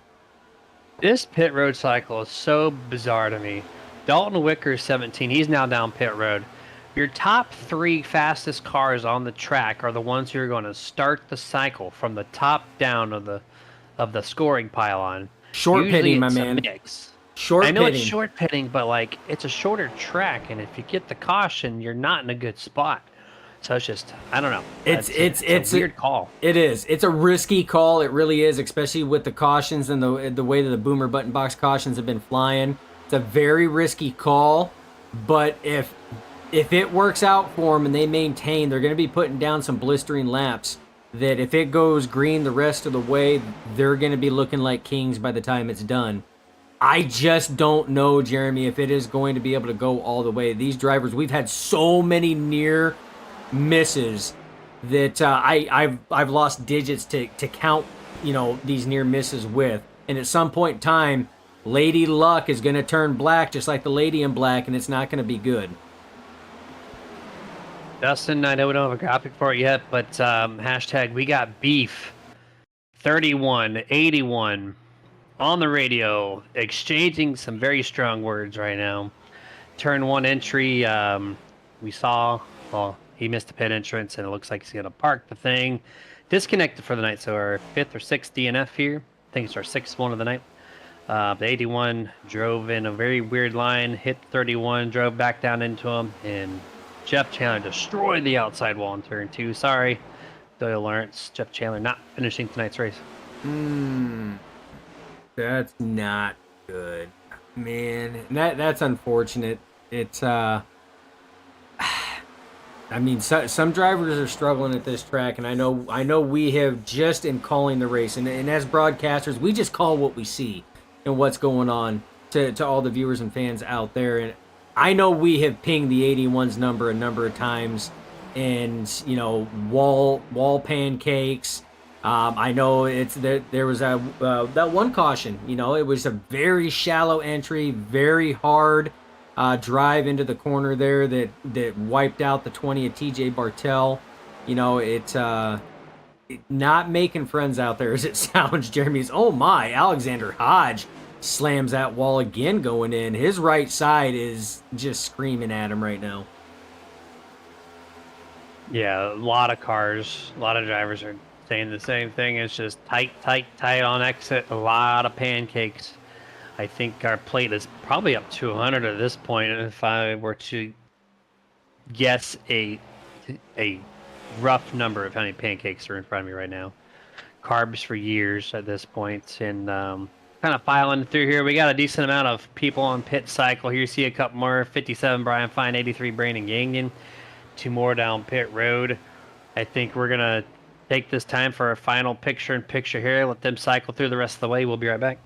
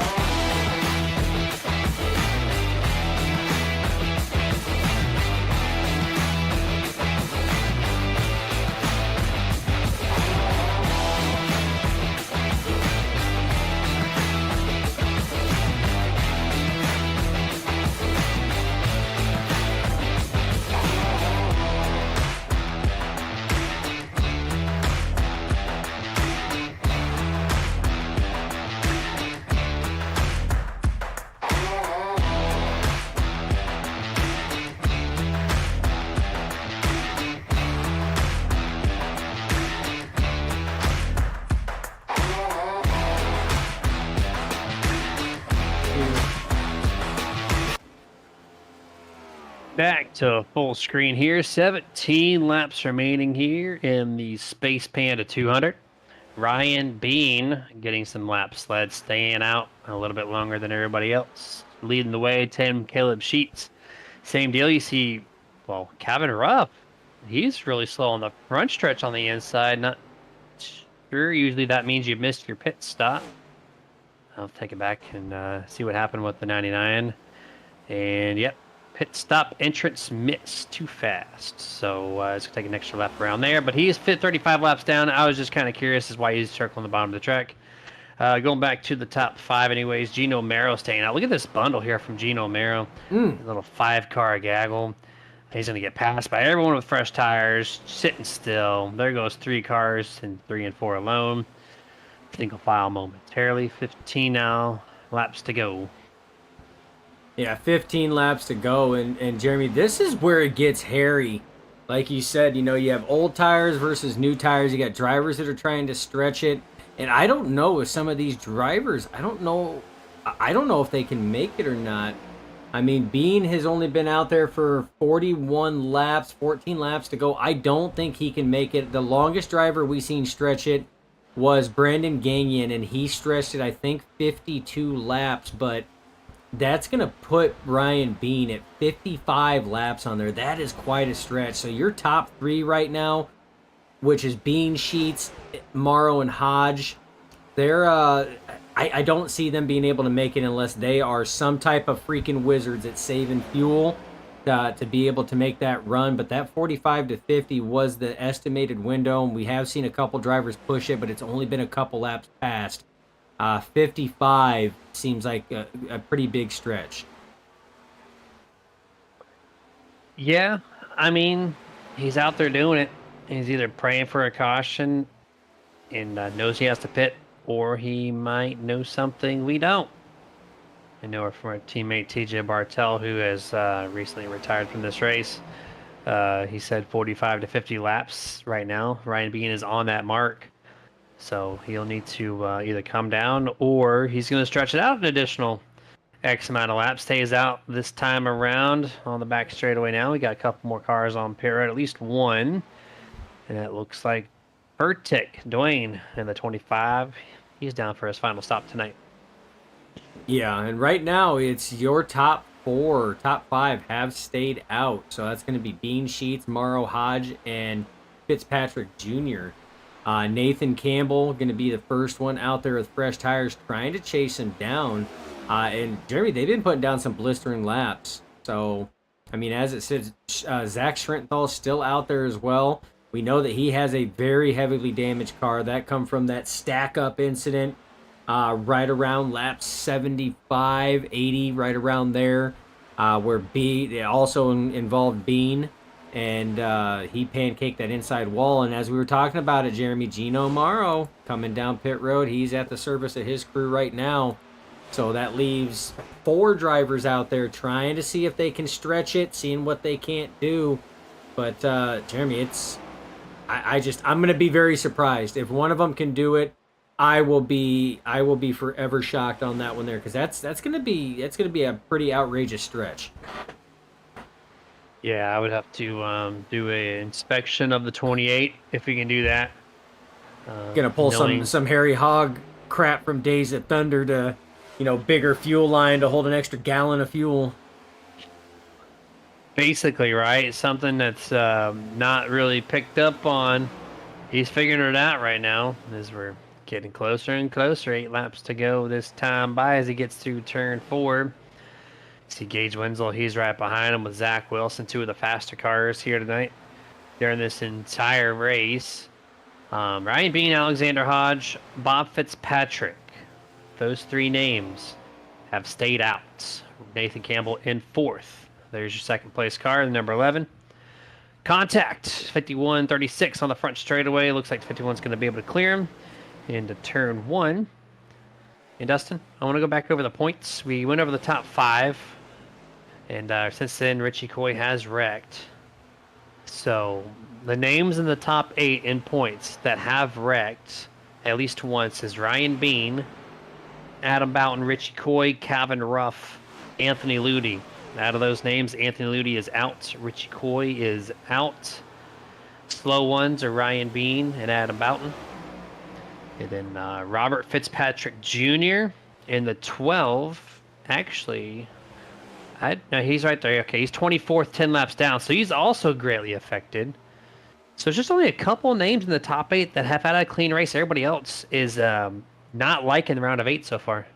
Yeah, or the round of 8 is not liking them either way. Michelle Rittenberry says that she believes that Kevin Ruff has just been riding slow on the bottom there since the wreck. Pretty sure that he is not even close to par since that wreck. He's just out there trying to log laps, which makes sense. You know, points racing. Every point matters. Every point counts. 81 pancakes the wall again off of turn 2. But, Jeremy, we're working 5 laps to go. Are these drivers going to be able to do it right now? Ryan Bean is the one out front leading. He's been letting drivers by. Drivers are hitting it. If he gets a caution, that's going to solidify. He could try to stay out at that point in time. He's clutching it and throttling it, Jeremy. Look at that tack on there. He is doing fuel conservation like a veteran driver. Going all the way down. You're going to see him roll out of the throttle. It's going to go down to an idle. So as he's going through the corner, look at that. Way off the throttle. Back on. Oh, man, as we see a lot of action going on just in front of him there. And that's going to be right around the Kane Lee, Brian Fine, and Brandon Gagnon right now. Those drivers kind of duking it out. 4 laps to go, Jeremy. Can Bean and company, that's Bean, Fitzpatrick Jr., and Alexander Hodge, hold on fuel strategy? I have no idea. They're cutting it close. You see them there. They're doing everything they can on the pedal side of things to minimize fuel usage. And Nathan Campbell just passed Alexander Hodge, so no podium for the number 11. 45 up to third. He's 15.8 back. Not going to catch the leader. Not going to catch second place if they were to make it on field. Bob Fitzpatrick, though. Shout out to this number 3 car. Not usually up here in the top 3. And he is splitting some really fast guys right now. Hit the 2 to go to Mark.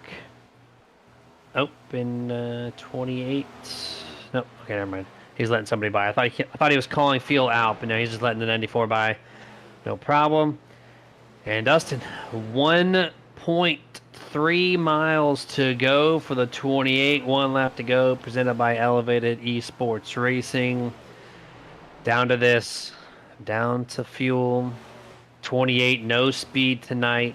Not having a good one, except for fuel strategy. Him and Bob Fitzpatrick are going to carry this thing with Nathan Campbell. They're all up to power. 28. Coming through 3 and 4 for the final time. Ryan Bean picks up a checkered flag where everyone else has had some problems for the most part in the top 8. He's going to secure a victory, lock himself in to the next round. What a drive. Comes down to fuel mileage on that one, Jeremy. I didn't think he was going to be able to do it. I mean, that was a big stretch. 55 laps on that run. And he was able to maintain and bring it home, Jeremy. But I don't think he's going to have enough in the tank to even do a burnout. I mean, that thing has got to be running on fumes if it's not already out as it sits right now. Yeah, I don't know. That is just a ridiculous amount of fuel saving there from the 28. But we're going to find out. How much of it was he just tanking? To play words a little bit. But he's going to pull up to the start-finish line. Well, he's got 1 donut in there at least. Still on the throttle. Okay, he was just tanking. He was saving for a burnout. There's no way. This man has a second fuel tank somewhere hidden in this 20. That's why he switched to Chevrolet, Dustin. He did it because he knew what he had in stock. Is he out now? I think he might be out now. I'm telling you, his crew chief is Harry Hogg. I'm telling you. I'm calling it. I'm calling it. Well, we'll talk to him and see exactly who his crew chief is. If he names Harry, then we'll know for certain. But here's your finishing order lineup for the Space Panda 200. Ryan Bean, Bob Fitzpatrick, get it done on fuel. Third place, Nathan Campbell. Fourth, Nolan Potter, Dalton Wicker in fifth, Alexander Hodge sixth, Harold Watkins seventh, Travis Strogeny in eighth, Zach Wilson ninth, Kane Lee rounds out your top 10. 11th, Zach Strenthal. 12th, Corey Denk. 13th, Brian Fine. 14th, Brandon Gagnon. And Adam Boughton. 15th car and the last one on the lead lap. Everybody else one lap down or more. Scott Shive, Justin Hendry, Dwayne Furtick, Gino Mero, Jerry Culver, Gage Wenzel, Richie Coy, Cable Sheets, Robert Fitzpatrick Sr., Jeff Chandler, TJ Bartell, Kevin Ruff, Michael Carter, Jonathan Cogswell, Tony Ludi, Christopher James, Max Cost, Timothy Watson, and Jack Simpson. 34 entries here tonight. All did start. Not all finished. We're going to kick it to full screen commercial break, get our top 3 in the waiting room, then we'll have at it with them here momentarily.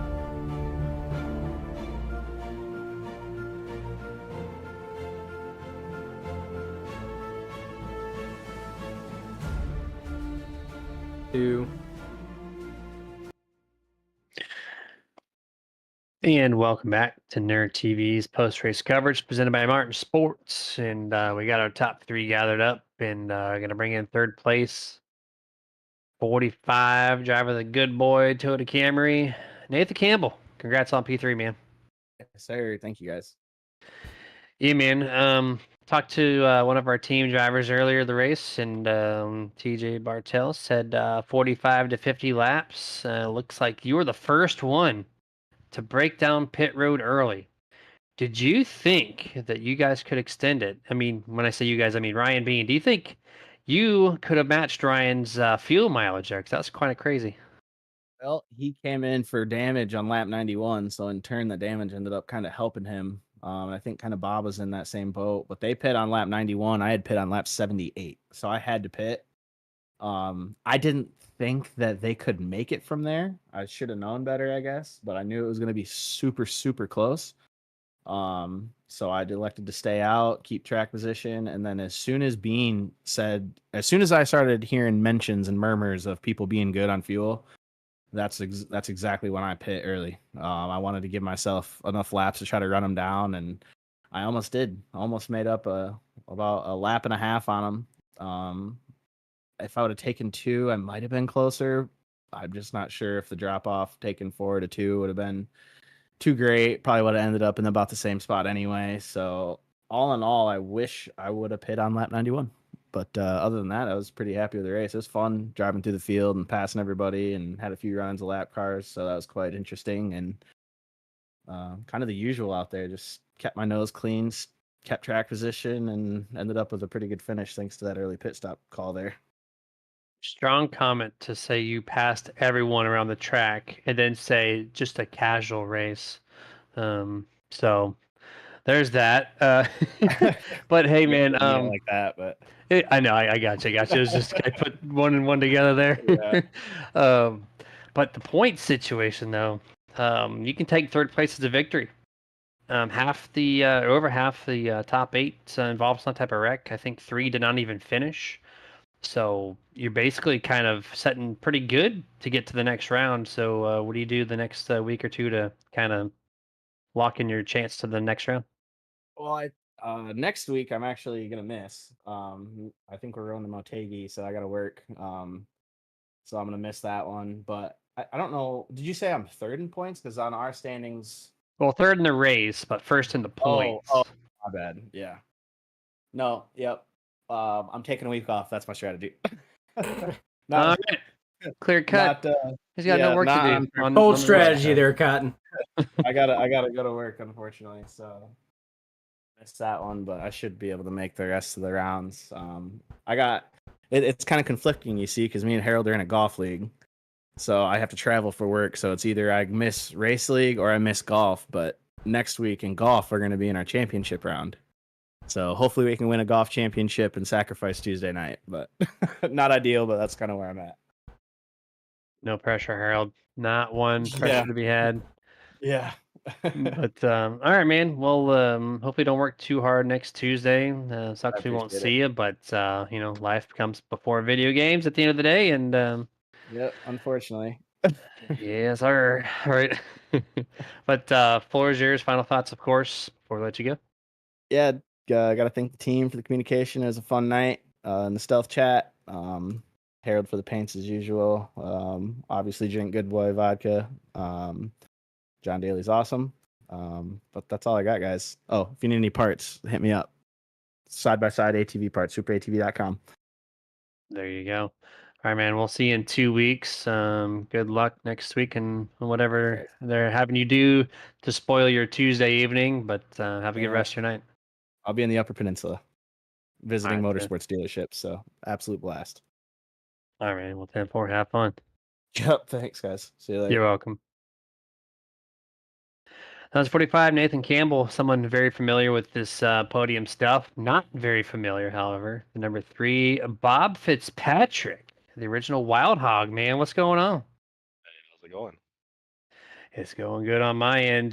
Pretty crazy race for the Space Panda 200. Lots of cautions. Some heated words thrown throughout the whole race. How did you recover? Your car, you got really loose the first half of the race, slammed the 21 to the wall on accident just because, and I thought your car was toast. How did that handle the rest of the way? This is a pile of junk. I was just saying, I don't know how I'm in second place. But yeah, it was crazy. I didn't really have that problem on the restarts, and maybe it was a low line, but it kind of just snapped on me, and I lost control of it there and junked a few cars. But I only had like 2.5 minutes, got it repaired, stayed on the lead lap, and then said, hey, all I got to lose is play the field game, and it worked. So how close was that fuel strategy? Only you and Ryan Bean were able to successfully do that. We saw some clutching on the 28th end when we went to the Oakley visor, but how much Yeah. laps and the tank were you at when you crossed the line? I was at 0.2. It's right when I crossed the line, it started sputtering. Man, Yeah, perfectly so I timed. was clutching for like 35 laps. I was just talking to Bean. He was shutting it off. I didn't have to do that, but I was clutching for like 30, pretty much 30, 35 laps. And then when I seen Nathan coming, I said, I think I'm good, so I need to go because he's way faster. How impatient does a driver like yourself get when you're behind the wheel, having to clutch 30 plus laps at Darlington? That's got to be like a headache all in itself. Oh, it's like miserable because you're going so slow. And then you're bouncing off the wall because you got like you're 2-footing it, and then it's weird 2-foot with the clutch and the brake, and then his car's drifting up because you're not in, you don't have any grip, you don't have the acceleration to help you turn, So it's a little rough, but if you can just stay with it, I've done it. I did it I did it a couple earlier in the season. If I feel like I don't have it, and then today I definitely didn't have it, then I will pull something like that, and I've gotten pretty decent at the fuel saving there. It just it worked out pretty well today. Yeah, it really did, man. And so, congratulations, P2. It worked out great from 2.5 minutes of damage early to second place. So, fantastic recovery, I would say, from the three. But floor is yours. Final thoughts before we let you go. Yeah, just a huge shout out to the team front row. Hodge pulled it off too. He didn't quite. He ran out a little early, so he fell to P6. But yeah, unfortunate for Kevin, he was pretty quick today and he wrecked it out. Then my wife for letting me do this every Tuesday, taking care of the kids, and then shout out to the Hog Wild, my buddy Brian, on the car. There we go. And that's Bob Fitzpatrick in the number three. You, sir, have a good rest of your night. And we'll see you across the globe next week at Twin Wing Motegi. Yep, see ya. All right. There we go. That was second place. Bob Fitzpatrick showing us how much of a headache it is to drive 30 laps on the clutch here at Darlington. And now to your race winner. And person I did not expect to be talking to at all, the number 28, Ryan Bean. Ryan somehow sneaked in a victory this time. Not on my bingo card. Not on my bingo card either after whatever that was. But we'll take it. I guess I don't know. So question, new manufacturer, new colors, same sponsor. Performance was not there, but I'm still talking to you in victory lane. So, is that a good luck, bad luck, like car there? What would you classify this run tonight? So I'm a Hendrick fan at heart, obviously with my car and stuff. And I hate Toyota with just about every ounce of my heart. Actually, I hate Joe Gibbs Racing with every ounce of my heart, and I'm just sick of running Toyotas. So I figured it's time to change up the luck because I have not had the luck recently, and I figured slap on the orange because it's the family color, and it seemed to somehow work out today. It wasn't for about 110 laps, but yeah, we'll take it, and I think we'll keep it for a little while. The ugliest win I've ever seen, I think. Absolutely. The most antagonizing. I think Bob Fitzpatrick was just telling me like it is atrocious to run clutch so long, and he said you were shutting it off at Yes. times. Yep. I just At want to what know point who in the your race- crew oh, go chief ahead. is. That's all I want to know. Oh yeah. Well, what was that again? I'm sorry. I just want to know who your crew chief is. Yeah, I don't. It's lately he's been off, and today I think he saved his job. But yeah, I was clutching in to 1 and 2, and then I was shutting it off in 3 and 4. And man, I'll tell you what, doing that for about 20 to 15 laps is it's so mentally taxing. Again, I know it's a video game, but Jesus Christ, that was so difficult. Go into the corner, brake, hold the clutch, turn off the car, turn it back on because if you let off, you're just gonna bog down, and hold it. And then I'm getting passed by all fresh tires. I mean, it was just a nightmare, And Nate's asking, "Hey, where you at? Are you good on fuel? Are you good on fuel? Are you good on fuel?" And I'm like, "Yeah, no, I'm not." And I'm not gonna lie. Now that it's over, I lied to him a little bit. I was good for about the last 15 laps there, but it was still tight. I mean, I ran out of fuel right on the burnout there. So I've never won a fuel mileage race, and I don't think I ever want to win a fuel mileage race again because that was not fun. Yeah. Just turning into next week, Twin Wing Motegi. You have to field in the round of 8, having issues. 3 to not finish tonight, so it kind of secures. I think you're not secured if you win, if I'm correct on that. Yeah, I think so. I'm not So- too sure certain now. But you got the points, and with the people having the issues, you're almost guaranteed as long as you have a semi-clean race the next 2 weeks. Another egg-shaped track next week, being Twin Ring. Have you got any practice there, and how do you feel about it? I don't even think I own the track, but I'm assuming it'll there we be go. it'll be just like Gateway. It looks the same shape-wise, so it'd be fun. I don't know if it's flat or banked. Yes, It's flat, isn't it? it's yes, But, it's both. Yeah. So I mean, I may be good there. I don't know. I mean, we'll see. Obviously we got a good team here, so we'll all get to practicing, and I'm sure we'll figure it out. The only thing difference between Gateway and Twin Ring is it's like a North Wilkesboro. It's uphill on the back straightaway, downhill on the Okay. front straightaway, and there's about 11 racing lines Oh in each God, corner. It's a that sounds like wide track. So it sounds like different breaking points, and so that's gonna be another race we're all gonna have to be on top of. So those are the fun ones at least. So it should be fun next week. yeah, it'd be very entertaining. But good luck next week. Probably gonna see you back in this orange color. And it brought you a lot of bad luck, but it flipped it real quick into a lot of good luck. So final thoughts before we let you go. Yeah, just got to thank the boys. I was losing my mind there for a little while. I was in just about every wreck, so I'm happy that kind of talked me down a little bit. I got to thank you guys up in the booth. Can't wait to watch this with how nail biting that was, and yeah, on to next week. And just one I quick can't wait to see if that car is going to pass inspection after that Oh, hell. the bigger fuel lines that Harry Hogg put on there. Yeah, I couldn't blow it up, unfortunately. So we're gonna be biting our nails all night. So we'll see. Well, whoever's paying you to run the Toyota anymore, they're about to save a little bit of cash because you switched over, and it looks like it's brought you some win at least one anyway. So good luck the rest of the season, man. We'll probably talk to you, or at least have a good effort next week at Twin Ring Motegi. So we'll see you then. Yes, sir. Have a good night, guys. You too. Ryan, beginning of the 28. Dustin, he driving a Chevrolet now. How do you drive a manufacturer you hate for so long? That's my question. Excellent question. Next question. That it's All I right. don't know, but you know what? I tell you what, it's you say that was the ugliest win ever, but I don't know. I thought mine yesterday was probably not the greatest either. So sometimes you just take them as they come to you. I mean, it just kind of happens, I guess. Yeah. I mean, anyway, the track's beautiful. The skies were ugly, cloudy, very humid out there.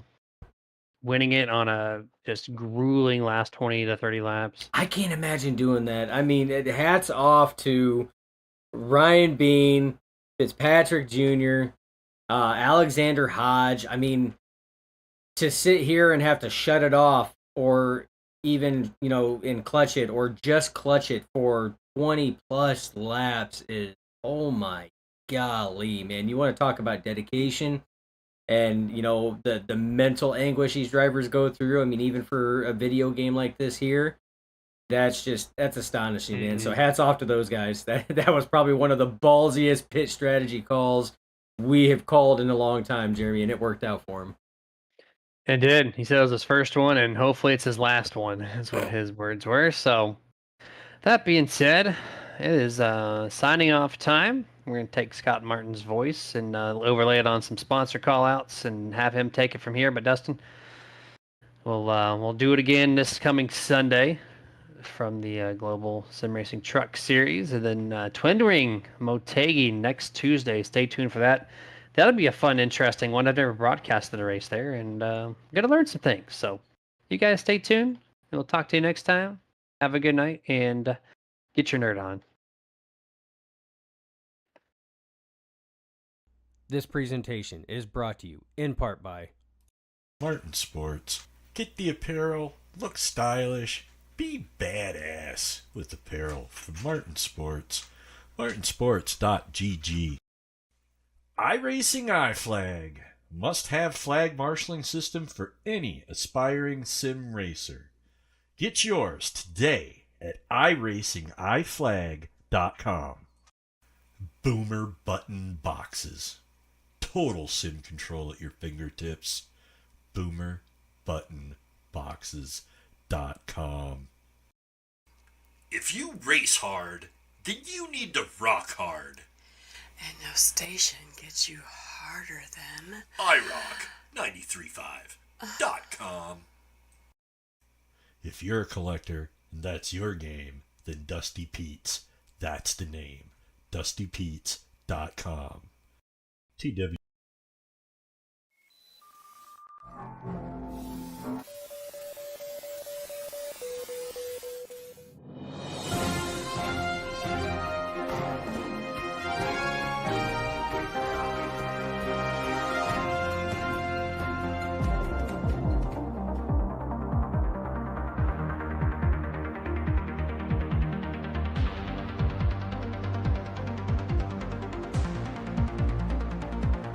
Back when nothing truly